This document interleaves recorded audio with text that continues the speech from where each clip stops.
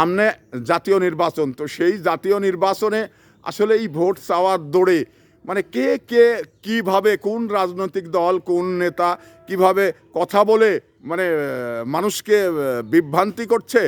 অনেক অনেক নেতৃবৃন্দই আছে যা তার কথা শুনে মানুষ মানে সন্তুষ্ট হচ্ছেন। তো এই ধরনের আসলে নির্বাচন তো যেখানে প্রায় বাংলাদেশে 300 সিট পার্লামেন্টে, তো এই 300 সিটে এক একটি সিটে আপনার 5জন 7জন অনেকেই আছে, আবার মানে 3জন 4জন, মানে একটি সিটেই কিন্তু বিভিন্ন প্রার্থী 3জন 4জন করে বিভিন্ন দলের রয়েছে। তো এখানে সব মিলে অনেকেই আছে, আবার অনেক জায়গায় আছে আবার 5জন 6জন মানে একটি সিটে প্রতিদ্বন্দ্বিতা করছেন।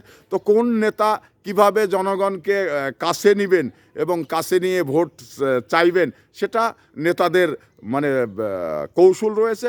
সেই কৌশল অনুযায়ী যে কৌশল ব্যবহার করে জনগণের ভোট নিতে পারবে সেই কিন্তু বিজয়ী হবে।